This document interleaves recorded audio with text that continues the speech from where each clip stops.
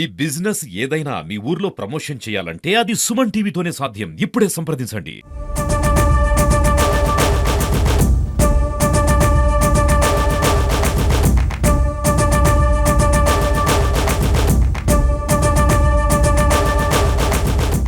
మొన్న యువత పోరు అని చెప్పి వైఎస్ఆర్సీపీ ప్రభుత్వము పెట్టారు.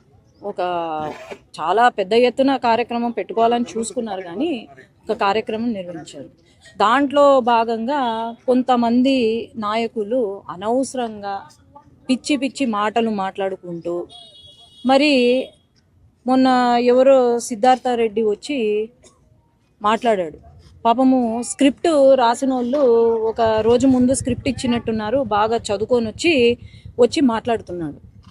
చాలా నెలల నుంచి పాపం ఆయనకు యూట్యూబ్లలో, ఫేస్బుక్లలో, సోషల్ మీడియాలలో షేర్స్, లైకులు రాక మళ్ళా ఇప్పుడు వచ్చి నోటికి వచ్చిన మాటలు సీఎం గారిని, పవన్ కళ్యాణ్ గారిని, లోకేష్ అన్నను అందరినీ మాట్లాడడం అనేది నేను ఖండిస్తున్నాను.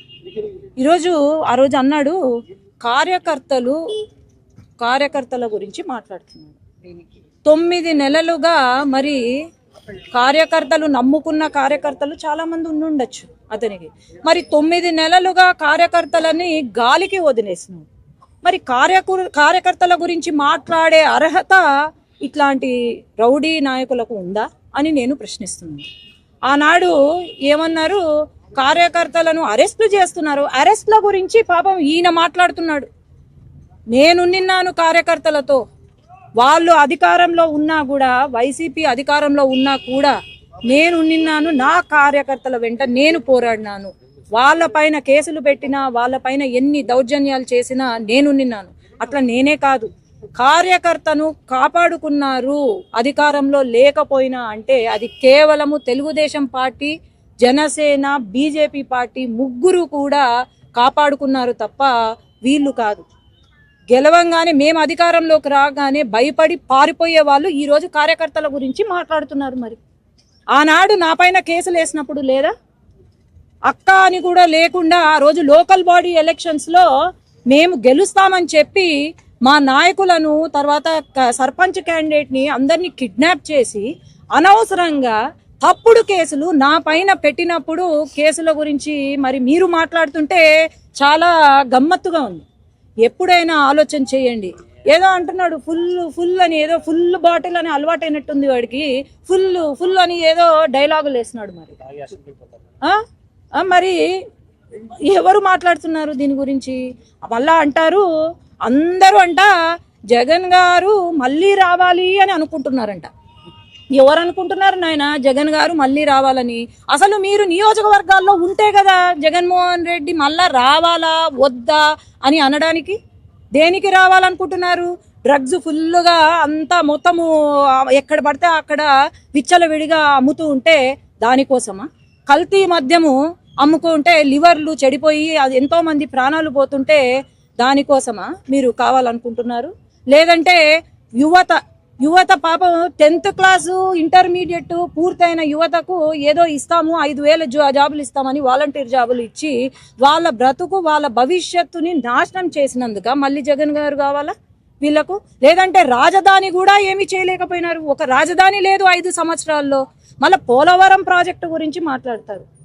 అసలు అవగాహన ఉందా? చదువుకున్న వాళ్ళు, చదువుకోని వాళ్ళు కూడా ఈరోజు ఇన్ని పెద్ద మాటలు మాట్లాడుతుంటే నిజంగా ఆశ్చర్యంగా ఉంది. ఎప్పుడైనా గుర్తుపెట్టుకోండి, పెద్దవాళ్లకు మర్యాద ఇవ్వడం నేర్చుకోవాలా. మర్యాద లేకుండా ఒక సీఎంని, డిప్యూటీ సీఎంని, ఎడ్యుకేషన్ మినిస్టర్ని మాట్లాడితే మాత్రము నేను ఊరుకునేది లేదు. మీరు ఏమన్నా అనుకోండి, మాకు చేసిన అన్యాయం గురించి మర్చిపోయినట్టున్నాడు మహానుభావుడు. మళ్ళా ఏందో కొండను బద్దలు కొట్టి ఎలకను పట్టినట్టు అంట. మీరు చేసిన అవినీతి కొండలేమి బద్దలు కొట్టాల్సిన అవసరం లేదు. మీలాంటి ఎలకలను పట్టాలంటే కొండలు అవసరం లేదు నాయన. మా లాంటి సీఎం గారు ఉంటే అన్యాయం ఎక్కడైతే జరిగిందో అక్కడ వాళ్ళను ఖచ్చితంగా శిక్షిస్తారు.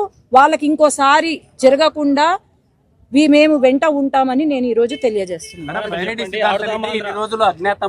అరెస్ట్ భయంతోనే బయటికి రాలేకపోతున్నారా? మీరు ఆడనే అడగాలి. నేను అదే అంటున్నాను, స్క్రిప్ట్ బాగా చదువుతాడు, బాగా చదివితే సినిమాలలో ట్రై చేస్తే సినిమా అవకాశాలు అయితే బాగా వస్తాయి. కానీ ఎందుకు రాజకీయాలు ఎందుకు? స్క్రిప్ట్ చదివే వాళ్లకు, సోషల్ మీడియాలో హల్చల్ చేసుకునే వాళ్లకు ఎందుకు రాజకీయాలు? 9 నెలలుగా ఎక్కడా లేని నాయకులు ఈ రోజు సడన్ గా ఒక రోజు వచ్చి మా నాయకుడు మాకు న్యాయం, కేసులు అంటుంటే ఇంకా ఏమనుకోవాలి వాళ్ళను? ఆలోచన చేయండి. ఆడుదాం ఆంధ్రకి 119 కోట్లు బడ్జెట్ కేటాయిస్తే టీడీపీ నాయకులు 10 కోట్ల రూపాయలు కావచ్చు, 10 కోట్లు కావచ్చు, 100 కోట్లు కావచ్చు, అవినీతే. అది ఖచ్చితంగా బయటికి వస్తుంది. ఆడేదో స్క్రిప్ట్ రాసుకొని 300 కోట్లు 200 కోట్లు అని మాట్లాడితే కాదు. అదే అంటున్నా, ఏదో పెద్ద కొండను తవ్వి ఎలకను పట్టినట్టు అని ఏదో డైలాగ్ కొట్టినాడు కదా, ఆ ఎలకను కొండను తవ్వాల్సిన అవసరము లేదు. ఖచ్చితంగా ఎక్కడ ఏం జరిగిందో అవినీతి జరిగితే మాత్రము జరిగింది అని అంటున్నారు. ఖచ్చితంగా వాళ్ళకి శిక్ష అయితే ఉంటుంది. అంటే మీ నాయకులంతా అసెంబ్లీకి తాగి వాళ్ళు గుట్కా ఆడ క్యాసినోలు నడిపినప్పుడు లేదా డ్రగ్స్ విపరీతంగా 5 సంవత్సరాల క్రితం విపరీతంగా స్కూల్ పిల్లలు కూడా డ్రగ్స్ తీసుకుంటూ ఉన్న ఇవి చూసాం మనము. అట్లాంటప్పుడు మరి తాగి అసెంబ్లీకి వెళ్తున్నారు అని అంటాడు. ఎట్లా అంటాడు తాగి అసెంబ్లీకి వెళ్తాడు అని? నేను చూపిస్తా ఎవరు తాగుతున్నారు, ఎక్కడ తాగుతున్నారు. మీ విజయవాడ కేంద్రము, విశాఖపట్నం కేంద్రము, లేదంటే హైదరాబాద్ కేంద్రాల్లో ఏమున్నాయి, అన్ని ఏమి కార్యక్రమాలు జరుగుతున్నాయి కూడా నేను చూపిస్తాను. సూపర్ 6 అమలు చేయలేకనే డైవర్షన్ పాలిటిక్స్ చేస్తున్నారు టీడీపీ అనేది మీ తమ్ముడి ఆరోపణ. ఏం డైవర్షన్ పాలిటిక్స్ అన్న నాకు అర్థం కావట్లేదు. అన్యాయం జరిగింది, ఇట్లా చేస్తున్నారు, దోచుకున్నారు అంటే వాళ్ళను ఐడెంటిఫై చేసి శిక్షించడము డైవర్షనా? ఈరోజు మళ్ళీ వీళ్ళు ఇదే మొదలు పెడతారు. ఇన్ని రోజులు మొదలు పెట్టినారు, ఇదే మొదలు పెడుతున్నారు. ఎవరు ఇక్కడ అల్టిమేట్ గా సఫర్ అయ్యేది ఎవరు? మన మనుషులే కదా, ఇక్కడ ప్రజలే కదా సఫర్ అయ్యేది. మరి డైవర్షన్ పాలిటిక్స్ చేయాల్సిన అవసరం మాకు లేదు. మనం సూపర్ 6 అమలు చెయ్యాలని చెప్పి ముందుకు తీసుకెళ్తున్నారు అంటే దాన్ని అప్రిషియేట్ చేయాలి. కానీ నోటికి వచ్చింది ఎవరో డైలాగులు రాస్తే మాట్లాడడం కాదు. ఈరోజు మీ అమ్మనే అనుకో, ఎవరైనా ఏమన్నా అంటే నువ్వు ఊరుకుంటావా చెప్పు? ఒకటే ప్రశ్న, తల్లికి పుట్టిన వ్యక్తిగతం కాదు, ఇది వ్యక్తిగతం కాదు ఇక్కడ, ఇది వ్యక్తిగతం కాదు. వాళ్ళు చేసినవి వాళ్ళు ఇప్పుడు బయటికి వస్తున్నాయి, ఒకటిగా బయటికి వస్తున్నాయి. కానీ వ్యక్తిగతం అని నేను చెప్పట్లేదు. ఈ రోజు నా పైన కేసులు పెట్టినారు, నా తల్లి గురించి మాట్లాడినారు ఎన్నికల టైంలో. నా ఏమీ తెలియని వ్యక్తి, పాపం బయటికి కూడా అడుగు పెట్టని వ్యక్తి గురించి ఈ రోజు ఆనాడు మాట్లాడినారు. నేను మర్చిపోతానా? ఎవడైనా మర్చిపోతాడా? తల్లి గురించి, చెల్లి గురించి, భార్య గురించి మాట్లాడితే మర్చిపోతారా? ఆయన అక్కడ జగన్మోహన్ రెడ్డి అనను, జగన్ గారు అక్కడ ఆయన తల్లి లేకపోతే చెల్లిని అంటున్నాడు. ఈడ కూడా అదే.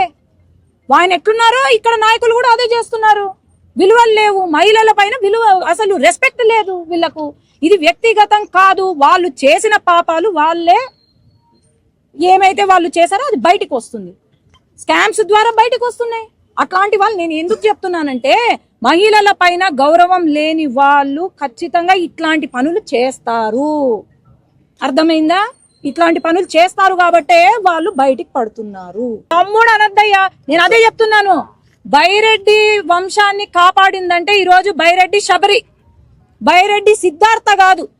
ఆడికి ఎక్కడి నుంచి వచ్చిందండి బైరెడ్డి పేరు? బైరెడ్డి రాజశేఖర్ రెడ్డి ద్వారా పేరు తెచ్చుకున్నాడు. అంతేగాని బైరెడ్డి సిద్ధార్థ రెడ్డి అని అనద్దండి. ఎక్కడ కూడా బైరెడ్డి అనద్దండి. అది నా సొంత పేరు, నా ఇంటి పేరు. వాడికి ఒక పేరుంది, సిద్ధార్థ రెడ్డి అని ఒక పేరుంది. వీలైతే బైరెడ్డి సిద్ధార్థ రెడ్డో అని అనండి. అంతేగాని బైరెడ్డి అంటే అది నన్ను అన్నట్టు, నా ఫ్యామిలీని, నా కుటుంబాన్ని అన్నట్టు అవుతుంది. ఎవరండి వాళ్ళు? ఏం న్యాయం చేశారు? ఈరోజు ఏం మంచి చేస్తున్నారు చెప్పండి? ఒక్క మంచి పని చూపించండి నాకు. లేదు కదా. మరి బైరెడ్డి సిద్ధార్థ రెడ్డి అని డైరెక్ట్ పేరు ఆయనే పెట్టుకుని బ్యానర్స్ కానీ లేకపోతే ఎక్కడ రాసిన అధికారికంగా నేను అదే చెప్తున్నా. ఏమన్నా పెట్టుకో, ఇంటి పేరు ఏం పోదు. అని వాళ్ళకు కూడా ఒక పేరుంది కదా, సిద్ధార్థ రెడ్డి అని పేరుంది కదా. ఎందుకు ప్రతిసారి బైరెడ్డి అనేస్తారు? బైరెడ్డి అంటే ఇంటి పేరు. మీరు ఒక ఇంటి పేరుని వాడుతున్నారంటే అది మొత్తం ఇల్లు మా ఇంటిని అన్నట్టు. అర్థమైందా? అది పేరుంది. ఇప్పుడు ఈరోజు బైరెడ్డి అంటే ఏ బైరెడ్డి? నేనున్నాను కదా, ఒక ఎంపీగా నేనున్నా. Byreddy Sabari is MP of Nandyal. Whom are you targeting if you say Byreddy in the media?